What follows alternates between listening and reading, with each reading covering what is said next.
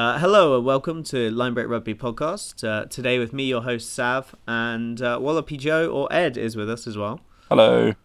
And we're going to be talking about Lions, Gatland, New Zealand. We haven't actually, for all the discussion that we've had pre-podcast, we haven't actually talked about what we're going to talk about. No, we haven't had a pod for ages. Yeah.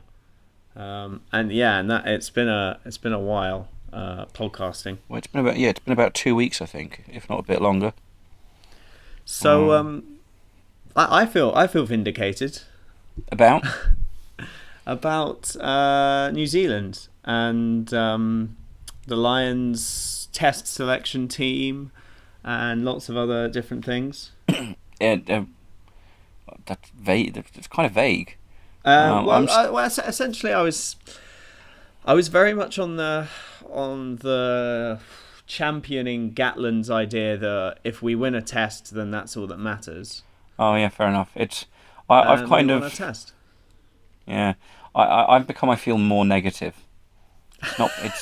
It's on reflection. It's really bad in the way that I've viewed the last couple of weeks. But I kind of, and I've gotten a fair bit of stick for it on the sub.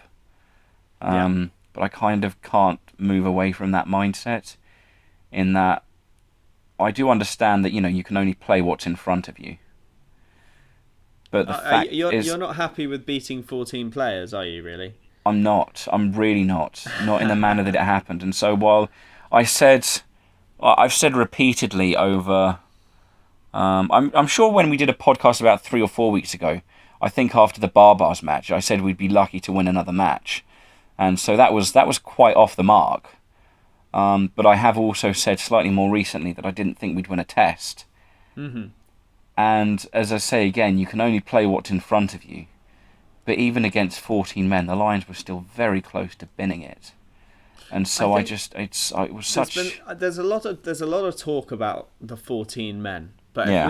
if we think about it from an attacking and defensive point of view, if you've got 14 men on the pitch, you're still very easily. Maybe not easily, but it's very possible to defend. Oh no, I don't men. disagree. And the All Blacks have in the past had.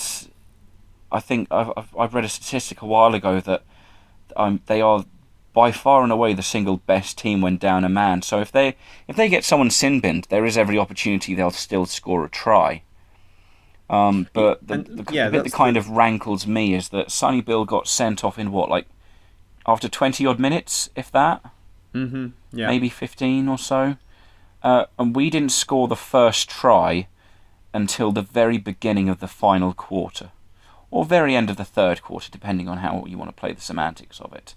Yeah. And so after it took 40 minutes to actually break the defence down and get a try. And so it just... I see that point. Yeah. I can't take the Lions. It's the line that got played about on Twitter quite a lot. If New Zealand wanted to play 15v15, then you don't shoulder charge someone in the head. That's fair. So yes, but New again, Zealand clearly were very good, and they survived with 14 men quite well. Yeah. And I don't think I've ever seen Kieran Reid kind of in a post-match interview. Kind of, it wasn't he was a bit shaken, I think, or a little bit kind of a. He'd not done it very often. He's not done a losing interview very often, even for the Crusaders or Well, yeah, that's a point. He's not really used to it.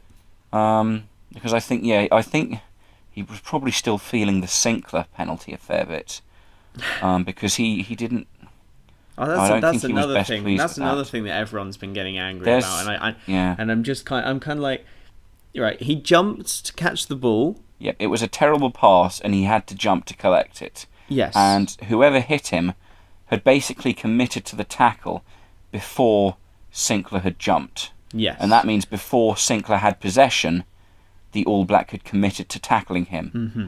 And that's going to end badly, because if he fumbled it, if he missed it, if whatever, if he hadn't jumped to pick up the ball and the ball had just sailed over his head, that's an instant tackle off the ball, which again is a straight penalty. And Farrell does the same. By the letter of the law, that was a penalty, and there's a lot of people going, oh, well, I'll just jump to catch the ball then. Yeah, Well, they're just you can, misinterpreting the point. They'll get penalised. The ref is allowed. The ref is allowed to. The ref is allowed to interpret it, and that was clearly not Sinclair jumping to look for a penalty. No, that was Sinclair jumping to catch the ball. So if someone gives you a good pass, it has of course now led to a. It is really funny watching the mental gymnastics of some people, where it's like, oh well, in that case, our tactic from now on will just, our 9 is going to throw shit passes the entire time, so our players have to jump for the ball anyway. Yeah, because you can't fake jumping for the ball. No. They give you a good pass and you jump to catch it, then you're an idiot. Then the ref's not going to protect you because you're not jumping for a legitimate contest of the ball, you're jumping tactically. And the ref is allowed to interpret laws. That's why they're laws and not rules. Okay, they're interpretations. I tell you what, the one that kind of rankles me, in that I feel like I'm not alone on the sub, but I'm one of only about 3 or 4 people that think it. Mm-hmm. I don't think, as much as Mako Vunipola kind of shit his brains across the pitch discipline-wise in the second test. Yeah, he did. I don't think he should have been yellow carded, because there is an angle on the tackle, not the tackle, the clear out, that makes it look the clearest angle as far as I can tell. It looks like he hits Barrett first in the chest with his arm, and his head kind of rocks forward as the impact from his chest goes back first, and Mako just kind of rides over the top of him, and I don't think I ever see actual contact between his shoulder and Barrett's head. My issue with Mako is not necessarily that he's hit Barrett's head. I don't think that's why the yellow card. Barrett wasn't contesting the ball. Yeah, it's not a ruck. He's just hit him, and I just kind of think there's no point to what he did. It's like, because I watched it earlier in the game, and I'm sure I can find a clip of it. Retallick does a similar thing. Okay, isn't it all Furlong? Oh yeah, to tag Furlong, and he hits him. The ruck was just empty. There wasn't anything going on. Furlong was trying to get up, and Retallick just kind of absolutely pile drives him into the floor. But Furlong rolls over and just gets up. Whereas Barrett, I wouldn't say he milked it, but it looked actually a bit like a footballer. He looked like he got injured. Whether he did or didn't, I don't know. But he looked like he did. And because he looked like he did, the ref went over and then had a word, and then TMO and all of the rest of it. And Mako probably rightly got a sin bin. But I think if Mako's going to get it, then why wasn't it policed earlier for when Retallick does it, or for any of the other players on the pitch to do it, not just New Zealand Lions comparison, I mean, then of course, just to there was the penalty when Vunipola kind of not quite charged down Barrett, but kind of ran across him after trying to charge down, getting penalised. Whereas that's more than a couple of times it's been done to Farrell. But this is turning very much into a It's getting a why bit aren't they getting penalised and we are kind of thing, which is not something. I would like to. I'm going to bring up this just because you've spurred something. The whole tit for tat thing in New Zealand and Lions and everything. I'm kind of done with Reddit at the moment. It's gotten very. It's gotten more negative perhaps than I've ever seen it before, and that includes the World Cup. It's gotten a bit. I thought the World Cup nasty. was wholly fun, and even when England lost, it was kind of like whatever. But we love Japan and Scotland, and there was still some fun stuff going on.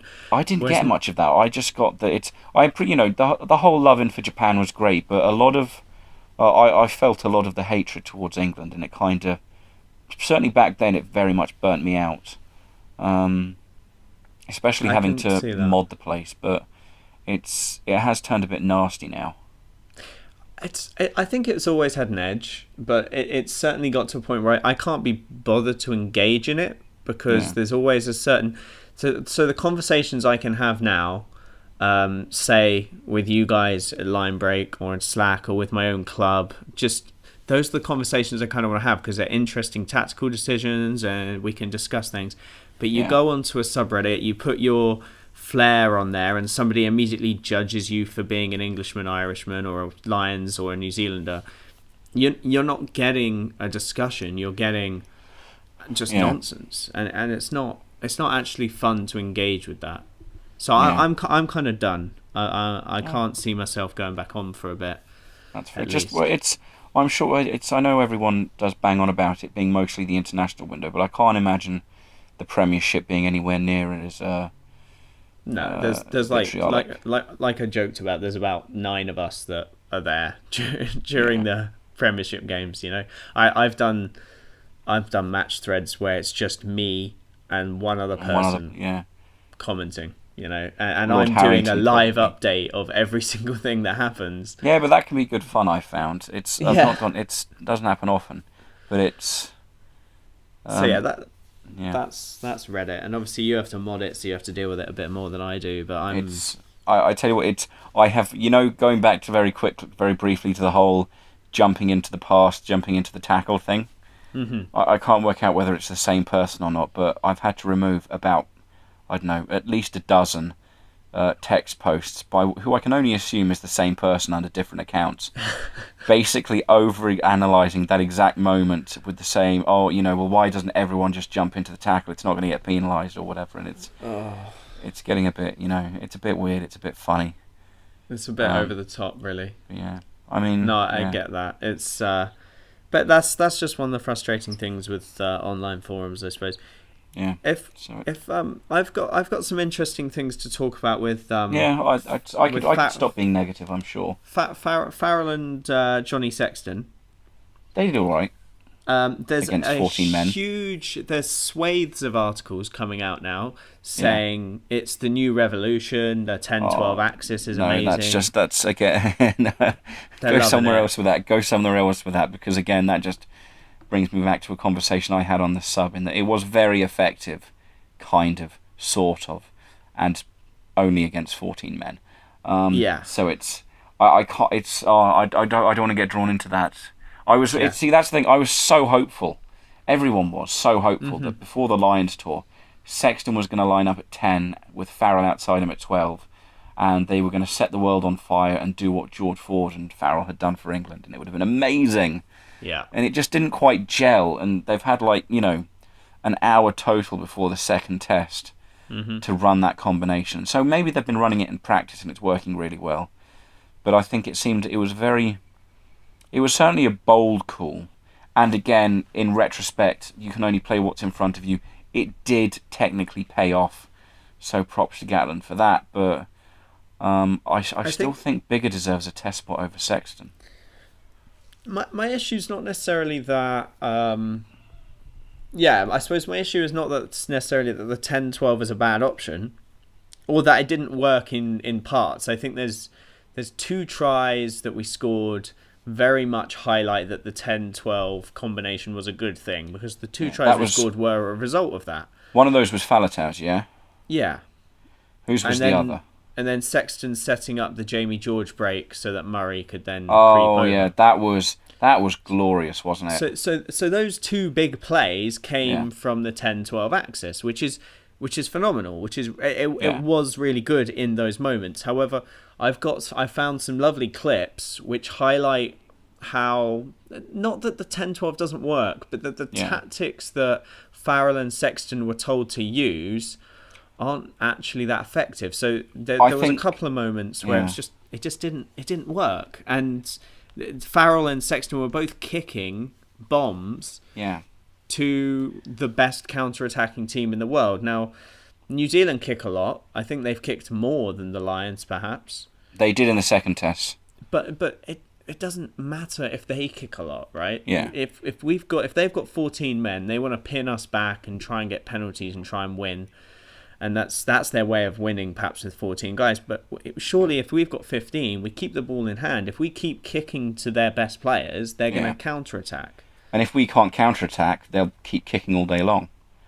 Well, yeah. I mean, Liam Williams is a great counter-attacker, as is Watson. We do have the options. The try that Liam Williams created in the first test is an absolute testament to what he can do.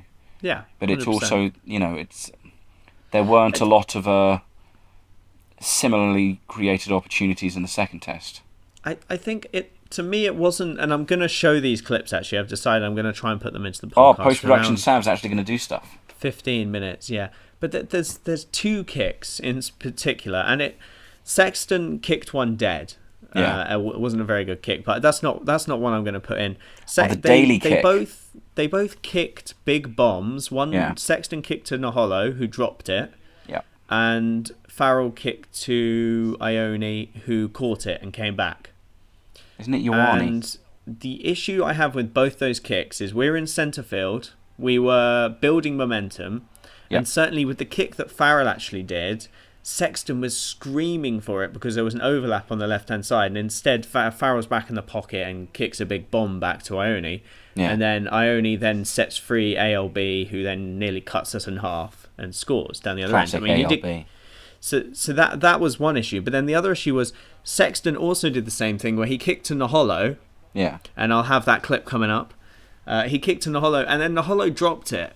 But if Naholo catches that ball, he's got Aaron Smith, away. He's got Israel Dag, and he's versus Daly and Itoje. Yeah. And I think it's a jogging / tired prop. I'm not sure which prop. There are lots of points I want to address. There were too many bad decision kicks. Yeah. And it's not that kicking isn't an option or shouldn't be used. It's just it wasn't the option in that moment, and it was a game plan, and sometimes you shouldn't follow the game plan if that's not what will work. I don't know. It was clear that there was a pattern, and the pattern was Alan Wynne-Jones carries, 10 sits back in the pocket, be it Farrell or Sexton, and then the kick goes out, and then the chase. And the chase was good, but it just had my heart in my mouth for a couple of moments, you know. Yeah, I'm trying to remember. The conditions weren't brilliant, were they? No, it was wet and horrible. So putting it in the air wasn't a bad idea. Yeah, it wasn't a day for kickers because I'm just trying to think. Elliot Daly made that absolute howler. It nearly looked like he completely saved us, but then put the ball right over the end of the pitch for a scrum back in our 22. But I've seen a lot of comments from New Zealand fans who were angry at both Barrett and Cruden for a kick each that they made. Yeah, they're both the crossfield kicks near the end of the game. Cruden's crossfield right near the end. If it had come off and the winger takes it on the bounce or whatever, it would have been brilliant, but obviously not. When was it first or second test Anthony Watson made that amazing catch in the air? He did take a good catch. That was test 2, yeah. Test. That was good. He took a very good catch in the second test. I think that does put him in the running to play 15. Because Williams is potentially out. He's not definitely out, is he? He's potentially out. He's just because he's missed training, but there's no official word on. When does the team get announced? Tonight or tomorrow morning? I'll be another 1:30 deal, won't it? Tomorrow, yeah. I don't know. I'm just thinking I feel it's... Wing, I think, is one of the most unfortunate positions on this tour. Mm-hmm. Because most, if not all, of the wings were coming in with just some incredible pedigree. And they've absolutely had, complete sod all to work with. So none of them have really had a chance to show their full potential. There have been one or two, incredible single moments, but nothing that kind of... No cohesive display that says this player is world class and this is why they were picked. I don't know. I think Liam Williams is the closest back three to showing the most complete game. Daly and Watson are the clear next tier. They're definitely second place, and Seymour's up there as well. While all of them have had... they've all had their moments. And Watson had that catch, and he had some great footwork in the first test to get us 10 or 15 yards. But he hasn't really had a chance in space. Daly helped with that first try, the wonder try, but he was also, culpable in the conceding the try that they scored. Seymour's still the leading try scorer for the tour with 3, but he's also had a couple of knock-ons and one or two wayward passes. Seymour's been honestly quite good. The problem with Seymour is that you put him on and he can't play anywhere else but wing. That's fair. And I think Gatland's, especially as he's packing the bench full of forwards. Yeah. And then not using them. He can't really have that lack of flexibility. Yeah. And then Noel's an unfortunate one because he got 10 minutes. He got 10 minutes in the second test and did all right. And he did actually. I've read that he did slip back to fullback. Because he is a junior world champion fullback. Yeah, but of course, a lot of people I've seen, huge number going back to the whole, hate and shit slinging and vitriol on the sub. Just before his 10, I can't remember whether he was. I think he was off because of an HIA on Watson after the Sonny Bill hit. I think that's why he was on. Yeah. And just before he came off, Murray was about to be pinged for, or was in the process of not releasing another player, and so was about to get penalised. And just as it's about to happen, Noel runs in from an offside position around the ruck, and that's when Garces put his arm up and blew the whistle. And so people are massively ragging on Noel for a penalty that, for all intents and purposes, Murray conceded. Was him trying to save Murray. Yeah. So that's a bit unfortunate. I mean, we are, I think, Noel's biggest champions and supporters. Big fan and I of think Noel, he definitely has his place on this tour. I think he should be on the bench again. But he's not had his chances, has he? The problem is he had such a shocker in that first game he played. Yeah. And I think the issue with Noel is that he works so hard that when he's having an off day, he's still working hard and getting into those positions and still doing what he normally does. Problem is it's not coming off, so he gets on the ball a lot and then not much happens, which is rare for him, to be fair. But it did happen and it became an issue. The good thing about the way he plays is that he will do the same thing every game, and the times that he plays badly are really, really rare. Yeah. And he's got to be one of the hardest working backs going anyway. I think they joke about him stealing all the forwards' tries. Yeah, he made that joke, I think, in the post match. Because he just does that. He does those pick and goes. Which game was that? Was the Chiefs game? Was it? Was it the Exeter game? No, it was not the Exeter Chiefs. The Chiefs, the New Zealand Chiefs. The Chiefs. Yeah. He scored a try like that, and it was the game where he, Daly, and Williams all just had a complete blinder. But he does that a lot, And he mentioned. I'm sure he mentioned in the post match that he scores tries like that all the time, and the forwards have a bit of a go. I tell you, it's just to steer in another direction briefly. While I don't think Murray had the best game for the second test, he has still been one of the standout players of the tour. And he has scored 5 international tries. 4 of them have been against New Zealand. That's quite an impressive stat. That is completely stolen from the subreddit, but I just thought I'd parrot it and make me sound impressive for knowing something like that. But yeah, that's not bad going, is it? Yeah. He is the no Northern Hemisphere player has scored that many tries against New Zealand. Which is, I mean, and that's something that he will be immensely proud of. He should be. It's quite rare for a scrum half as well. Yeah. Well, again, it's a lot of the comments I've seen on that was to do with the way New Zealand defend.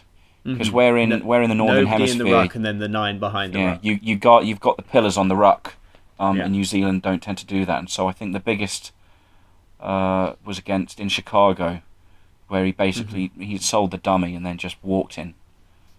But again, as I said, because I think Adam Ashley Cooper is the highest try scorer against New Zealand with I think 9 or 11 or something like that, which is fairly impressive. But it's so Conor Murray, big ups for that. Fair play. I think in terms of his game, his passing out of hand was good. The kicking once again was what let Murray down. I think he's doing a bit too much kicking instead of passing. He's a very good tactical kicker. That's the thing. No, he is. It's one of his biggest attributes, and it was something I was very worried about leading into the tour. That I thought, if we box kick away all our possession, we'll be screwed because New Zealand will counter-attack. Yeah. And I was assured by a lot of Irish fans that don't worry with Conor Murray, that shouldn't be an issue, or it shouldn't be as much of an issue. No, And they're right, it's because usually not. He's as usually long very, as very good.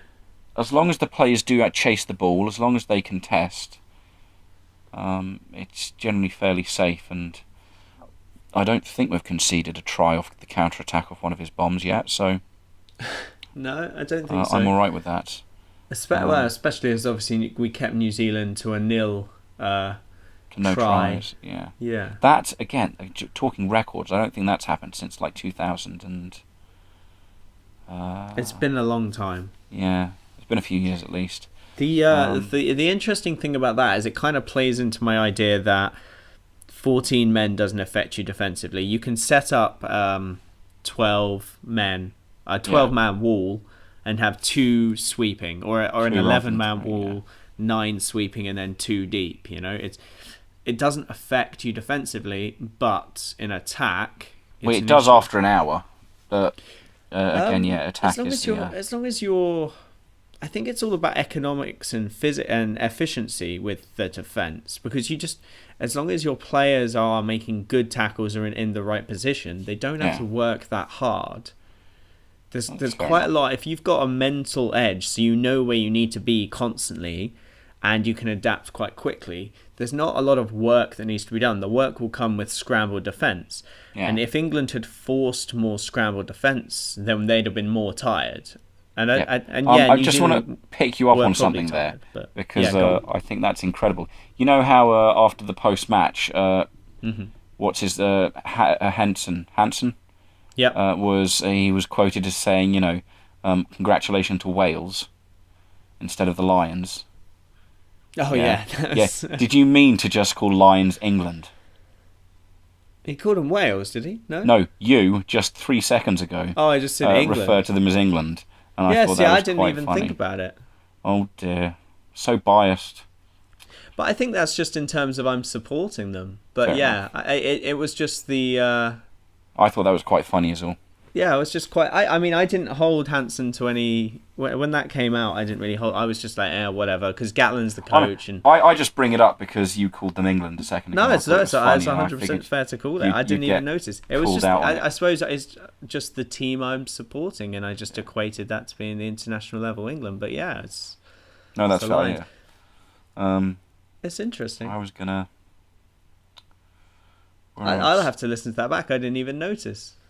Dear oh dear. That's quite such funny. Arrogance. No, not something. Here's something interesting. Although I assume, how am I going to phrase this?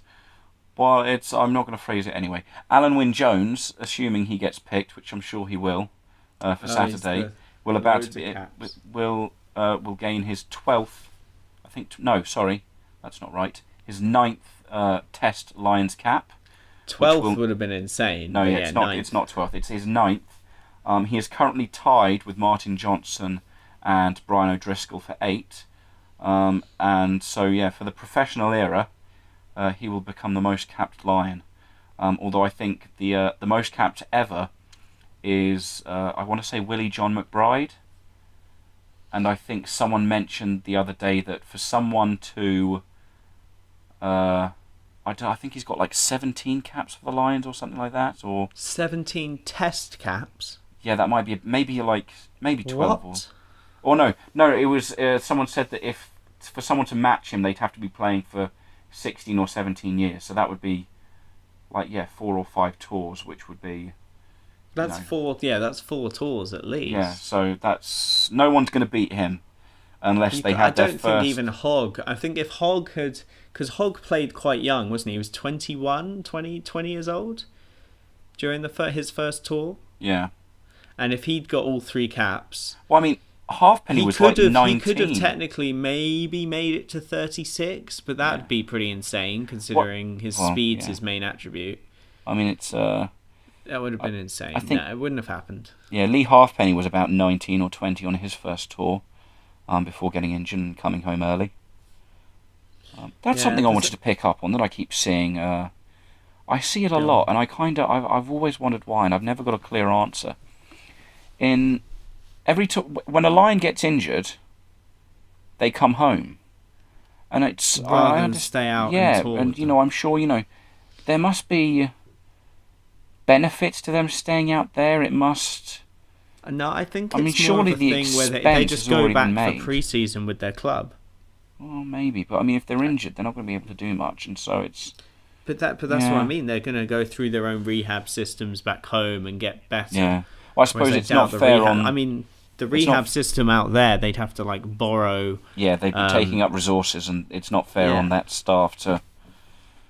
So it's better to just get them back in camp. Yeah, that's fair. But I just for some players it feels because a bit... they could stay and then watch and support and be on the tour video. Yeah, because I just feel so particularly for Stuart Hogg, who just who after that malicious and horrific attack by Murray, he broke his cheekbone or something, and so on the third game of the tour, to come home after that, that's got to be a bit shit, doesn't it? To then see everyone going off. It's horrible, and yeah, I think without going into too much national sort of issue with picks and selections, Hogg was certainly the talisman for Scottish rugby. Absolutely. And at the moment, obviously I'm in Scotland at the moment with the rugby team. The rugby team's interest in the Lions still exists, as in that I'll still get messages on Saturday saying, right boys, 8:00 we'll be in the pub, you know, and they'll go and they'll watch it. And they enjoy it. But these are the die-hard rugby fans. These guys they're like us. They're like me and you. They love it, so they're going to watch it anyway. But even they will say, yeah, but Hogg's not playing, or Laidlaw and Seymour, and it does get brought up. And I can't help but feel for them, because they had the players that could be in this Lions team. And they're not. I mean, it does... And they are reasonably gutted. They're still supporting, but they're quite gutted still. Yeah, I think it must have been. I'm sure we did mention it. I don't want to talk about the Geography 6 as they're being referred to. But there was. It must rankle that, because Johnny Gray played on Scotland's tour this summer and played quite well, and still didn't make the cut for, even the no hope benches. Well, I certainly think so. In the Geography 6, I certainly think that I understand certain aspects of what Gatland was trying to do. He just wanted people to sit on the bench and do nothing, and then the test team would be the same. Okay, I'm probably the person who keeps banging on about that the most. Yeah. The one thing I don't understand is it Corey Hill at second row? Yeah. Corey Hill, by the way, who trained with the Lions before they left Europe. He's the only one. You can talk about some Tom Francis, okay, fine. Who else do you call up? I'm not really sure. Maybe a Scott. I'm not really bothered about him. I'm only bothered about Corey because there is, geography-wise, a Scottish lock who is better than him. Yeah. So, and I'm not talking about Launchbury, because coming from Argentina, it's harder. Because you'll set me off, and that's just a bad idea at this stage. Yeah, I'm honestly, I'm kind of over Launchbury. He should be there, fine, but I don't. We've got 3 English second rows there. It's they are our 3 best second rows. There's the one more test, and that's it. And so for me to be banging on about justice for Joe was a bit but ridiculous now. The Scottish had locks that were better than Corey Hill. So at the end of the day, if Gatland wanted someone to sit on the bench, if he'd chosen a Gray brother, it would have been a better option. And the rest of the picks, I'm kind of fine with. So Thomas Francis, he's next to Jheez. He's won a championship now. Oh yeah, hasn't he? He's a good prop. He's not perhaps world class, but he's a good prop. And I don't know who else you call. The other side, is it WP Nell? Yeah, but I think he plays on the wrong side for.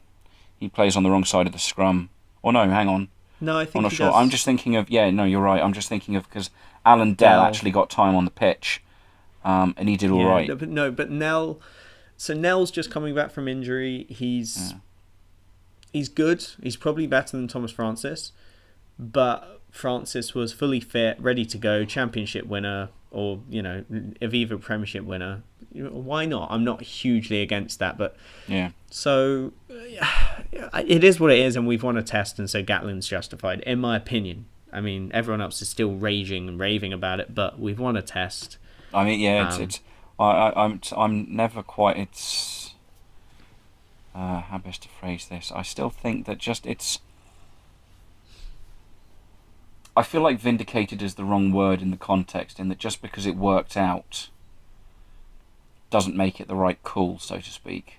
But I do agree with whereabouts you are, I think. Yeah. I know what you mean. Because do the ends justify the means sort of thing? Like, is his selection of... I mean, I don't want to drag this up, but this is where my head is at right now. And so, very briefly... Yeah, go on. The third Lions test against Australia was a complete romp.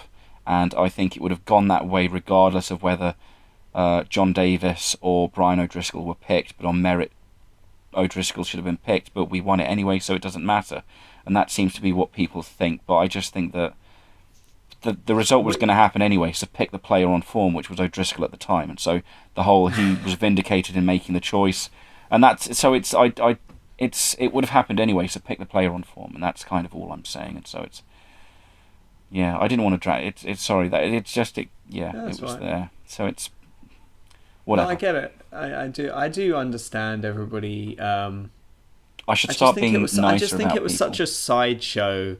Yeah. It was such a huge sideshow to something that in the test game it wasn't going to matter. Yeah. And I just think everybody went, oh my God, drama on the Lions tour. Yeah. Let's talk about it. Let's print papers. There has been a lot of drama. And I just wasn't that interested in engaging it, because I thought long term, if we win a test and this is the way it's done, then I'm not really bothered. Fair enough. Yeah, that is. And I'm not usually a win at all costs guy, because obviously the Lions is an amazing coming together of 4 different nations, not just England. Yeah. And it is a great tour DVD to buy in 2018. I am looking. Well, it'll come out this year. Will it? Okay. Yeah, I think I got Lions Raw. I think came out in October of 2013. All right. That was my first ever Blu-ray. Was it? Yeah, totally worth it. So there you go. And I've got to say, I'm sure whatever happens on Saturday, the same will be true of the tour DVD or Blu-ray this time around, because I'm sure there are, the people on tour, I can't imagine the circumstances for it to be, a bit of a damp squib. Yeah, it's too hyped. There'd need to be a very significant... it has to be an absolute blowout or something for this last game to not be a thing. Yeah, I'm not sure anything will quite live up to the kangaroo court that Simon Zebo had to go through. There does seem to be a fair amount of entertainment coming out of the camp via Twitter or Instagram or wherever. I would like to, because not to really put a dampener on Lions, because I don't think that's really fair. But I imagine if you went back to the amateur era, where you'd play a game, get absolutely wasted afterwards, have a bit of fun, and it was absolutely crazy. The DVD of that would probably be better. Maybe. Because I think there's a lot of motivational stuff in this current Lions tour. There's a lot of really good pumped up. This is the Lions, we're coming together. You need to kind of, I think, be a bit more, what's the word? Concise, not really. There is the Lions in the amateur era. There is a lot of scope there for an absolute shitload of difference. Just because, the Lions have been going for more than 120 years now, I think. Yeah. And the professional era is only about 22 years old. Yeah, so there were Lions tours of old, and old being very old, would go on, for months and months at a time, if not. I'm sure players were off for more than non-stop tour. Yeah. Well, we yeah. talked I mean, about they this on did the have other podcast. that. Yeah, they had their tours went on for a very, very, very long time, and so it's It was harder to get there. It was like 14 days to get to New Zealand. Well, yeah. So it's all relevant, I suppose. Then, but and so when was the what would it have been? The last tour before professionalism would have been '93, which was New Zealand, in fact. So yeah, that would have been I'm sure it would have been interesting. So we need that time machine, and we need We need to go back and have a look at those kangaroo courts and that. Yeah. The traditions of old and all of that. It also grates on me a bit, and this is perhaps is the idiot in me talking, but every time I see a great video or a great bit of banter or a great bit of something, it's always Corbusiero sponsored by Dove or Greenwood sponsored by Land Rover, or it's all these little things where I'm just like, it's so commercial, it hurts. But you don't get that in the you won't get that in the DVD, I'm sure. No, hopefully we won't. But it's those the some of the best videos are those one where that How Well Do You Know You, brought to you by Qantas or whatever. And I'm just like, those ones are a bit weird. Well, I mean that's true. Yeah, that is true for everywhere now, because I mean the England have all the O2 things with either Vernon Kay talking to them while they throw darts, or the ones where they just have that 3-person round table chat. I mean, granted though, from that we got the very memorable Kyle Sinkley used to think he was a dinosaur. Yeah, so we can never say a bad word against them. It's just sponsorship in. I don't mind that kind of sponsorship. I do think it is a bit weird that just about every match for the last 3 weeks we've seen in New Zealand has been preceded by a watch advert that it has been advertised with the hacker, and I think that's a bit weird. I don't know. I'm getting. But it's commercialization of. Strange. They put a good video and then they shoehorn a Land Rover in. I quite like Will Greenwood because he kind of embodies England, but in the same respect, it's annoying. But the good side of England. He does something, and then it's just like, now everybody into my Land Rover, and then that's. What? What's that got to do with the great banter that you guys were just having? It's just, I don't know, it's how they make money. That was the World Cup, wasn't it? That they just have someone driving around and... Well, it's Land Rover that, I don't know, enable them to do that. I mean, maybe they could just I know the whole tour is built on the back of Qantas and Land Rover. Yeah, and so it's... And obviously Corbusiero is getting paid by Dove, and you've got different things happening, and obviously that's the way it's funded. It's just... I don't know. I will guarantee. I guarantee you will not see that kind of shit turning up in the tour DVD. You'll get all the piss taking and the shit thing between, Sean O'Brien and James Haskell. You'll get Sexton and Farrell being mates. You'll get Sinclair being more of a dinosaur. You'll get more of Itoje's patented clapping. But I very much doubt you'll get sponsored by him and sponsored by them or whatever. I think another part of me that gets annoyed at stuff like that is because I know when I watch the DVD that small clip of them, like when they sit down and have tea or they're messing around doing something else, is because their next thing that they're doing will be sitting down with Qantas to do one of those videos. And I'll kind of be like, oh, okay. Wait, hang on. It just feels a bit choreographed, as in you're now going to do this fun banterous thing over here, and then that'll fill a bit of the DVD. Have you watched the Lions Raw DVD? No, I get the 23rd, like the actual DVD content will just be the pure them doing it, but as in the rest of the videos feel choreographed, as in they'll be fun, relaxed. Can you hold on just one? DVD. Can you talk to yourself for about 40 seconds? Bear with me just a second. Do you want me to talk to myself for 40 seconds? I have to go out to the door because there's no one else in the house, so I'll be right back. Okay, go for it, Ed. Go for it. I'll just make the point that commercialization is... I think it needs to be done with a light touch sometimes, and I'm feeling a little bit overwhelmed by the whole thing. You can leave a comment below, you capitalist pigs who love a bit of commercialization. I'm just getting a bit fed up of it, and I know that's the way the tour's funded, and I know that's the way that the world works. It feels choreographed. Okay, give me a 5-second recap of everything you've just said. I just called everyone capitalist pigs.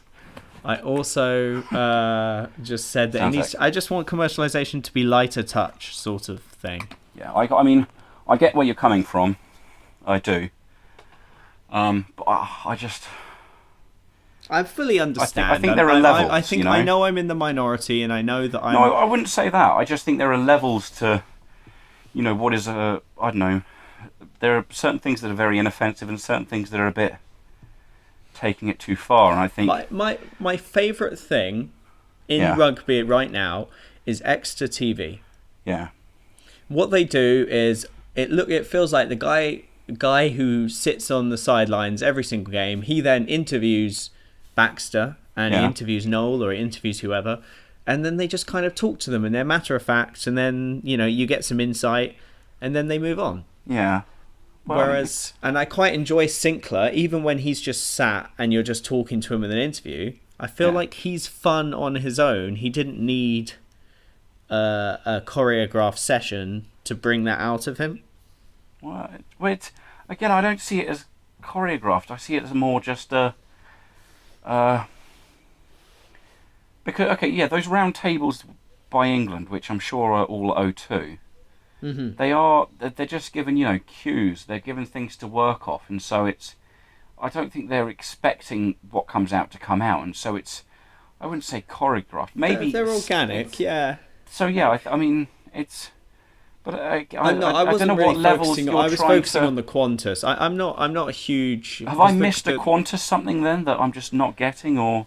That's just because put it this way. I don't know why they just. The questions felt boring. Like when you talk about the fun, the cues. I've definitely missed something then. If I think this is too long on one topic, but I think the cues thing with the O2 made sense. Yeah, they just showed them a clip, and then there was a bit of banter, or there was a joke about who would do what, and then they came out with an answer. Yeah, but okay, specifically, what is this Qantas thing you're talking about? Because I definitely feel like I'll find it. Basically, it's whoever whoever they're rooming with. I think. Yeah. How well do you know this person? Oh right. Well, and then you had a paddle which said like, was it me or was it him? Sort of thing. And it smacked me in the face of, I don't know, deliberately. And I don't know, whatever. It wasn't for me. I don't know why. It just wasn't for me. Anyway, predictions for the third test. This can be our roundup. Isn't the third test traditionally when New Zealand just like bulldoze all their opposition? Yes. So you're going for a New Zealand bulldoze. I don't see us. I could try to be as positive as is humanly possible about the second test. I still think New Zealand will roll us. And I'm all right with that. We won a test. I can take positives from that, I'm sure. I promise. But no, I think I don't know what it's how best it's to try and just qualify that a bit.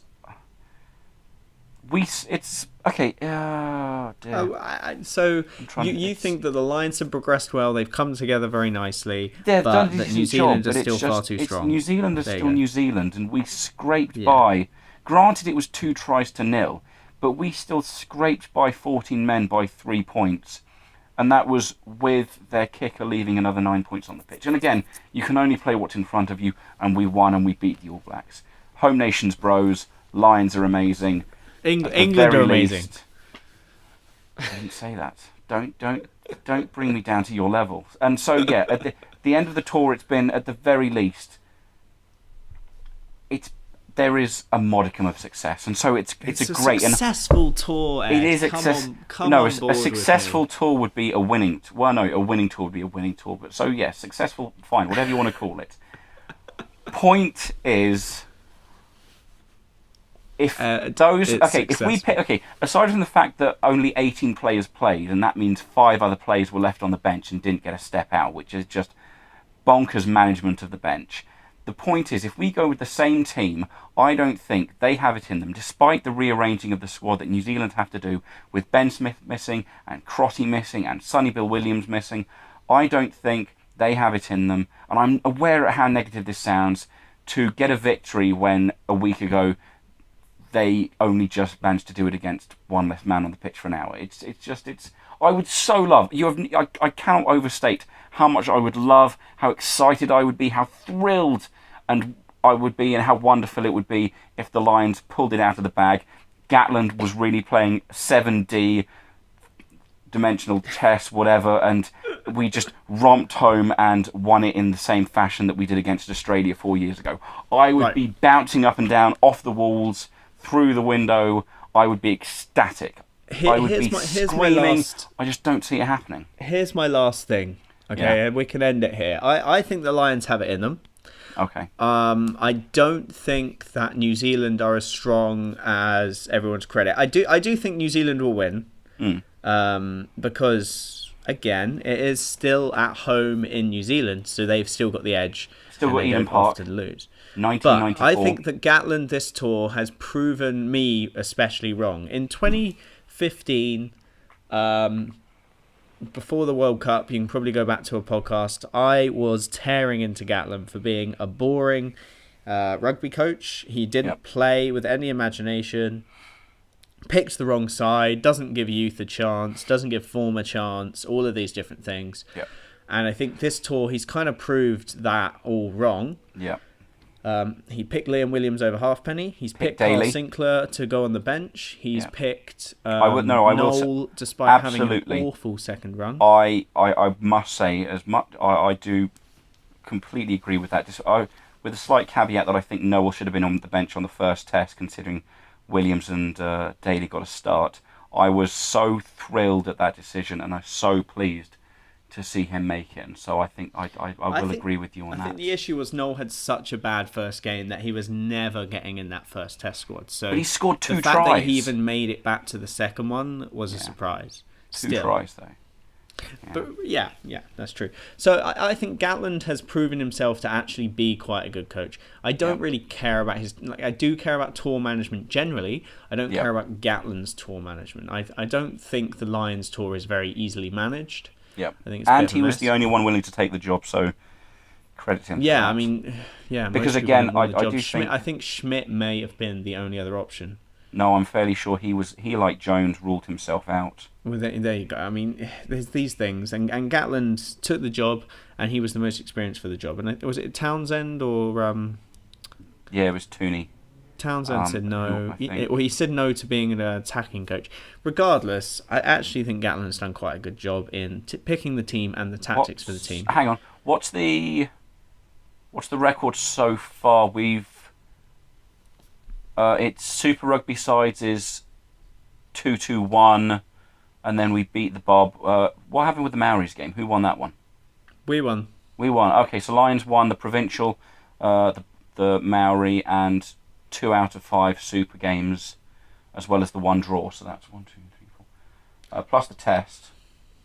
So we've got 5 wins so far, 1 draw. Something like that. So that's a decent record. I will say, looking at that, it's in New Zealand against the best teams in the world, the best players in the world. You know, this was the big coming together of teams, and I think because Gatland's record with Wales, actually Wales, is appalling against the Southern Hemisphere. Against Southern Hemisphere, generally it's bad, but against New Zealand, especially when they got beat by the Chiefs, it's quite horrendous. But I think he has proven that there's more to him than this basic Wales setup that he's been within. There is a lot more rugby knowledge and a lot more actual adaptivity to him that I'm giving him a lot more credit now. I'm kind of seeing why he's regarded as a good rugby coach, you know? And I'm not a Gatland fan, to be honest with you. I still think there are better coaches than him, but he's proven to me that he makes the right calls. Tactics have not been bad. They've not been amazing, but they've not been bad at all. I'm still quite okay with what he's picked and how he's running things. So I think the Lions have it in them. I'm really hyped, and I think they've got a shot. Let's just put this. There's one more match to go. Lions and New Zealand. Who do you see as both sides player of the tour so far, leading into the final test? Player of the tour for both teams? I'm thinking John Davies and Retallick. Retallick. JD2 and Retallick are two very, very good choices. I think Sam Cane, he's made some mistakes, i.e. he drops the ball slightly too much in for New Zealand on attack, but defensively and at the breakdown, he is an absolute monster. Yeah. Actually, can I change my answer? I don't think anyone's really shone out of their skin for New Zealand. I'd stick with Brodie Retallick. Yeah, Retallick's been dominant. I changed my line to Jamie George just out of sheer fanboyism. Jamie George, fantastic. My favourite line of the tour, not necessarily performance-wise, is Sinclair. Yeah. My favourite player, I think Liam Williams is just probably the Lions' best player. Yeah, fair. And that's with Faletau having a great little tour. That's with Sean O'Brien playing quite well. Kieran Reid's been immense, and I've liked him as captain. Yeah, 100%. So there are other options, but I think Liam Williams is the X factor. So him being injured is quite a big deal. So I think we can leave it there. Lions are screwed because Liam Williams is injured, and New Zealand are going to bulldoze them. What was it against Ireland in 2012? 60-0. Maybe we'll 60-0. Maybe we'll break that record. Oh no! No, we won't. Okay. Of course we won't. I'm still going with the Lions have a shot. That's obviously being a bit too overly dramatic. I don't think that will happen. But if it does happen, you heard it here first. Yeah, we did. Yes, if it's 60-0 to the All Blacks, you heard it here. 60-0 to the Lions, I meant. And Geordie Barrett's going to start at 15. Yeah, that's. I don't really have an opinion on that. Sim's not a fan of that, and I don't think Fov is either. I'm worried about it both ways, because if he plays and plays really well, then there's another Barrett who's not only an All Black and playing at international level, but is also really good. Wasn't he just wrecking it up with the under-20s? Was that him? Not recently. I mean, he's been playing for the Hurricanes, and he did play for the Hurricanes. Oh, who am I thinking of then? He has played for the under-20s, but he didn't play. Maybe it wasn't this one then.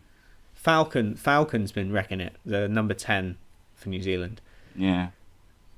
Anyway, that's a whole different kettle of fish. Well, yeah, we'll call it a day then. We'll call it a day. It's been Linebreak. I've been Sav. He's been Ed. Ooh, do. When did you start playing the music? Will it have been playing the entire time? Or that's all right then. Oh, I've got to find those clips now, haven't I? Yeah. And tone down my voice, which has been too loud the whole time. Oh, it's been all right. So should I stop recording? Whole audience capitalist pigs. That might be good. So that's just shy. We got shy of an hour. That's not bad.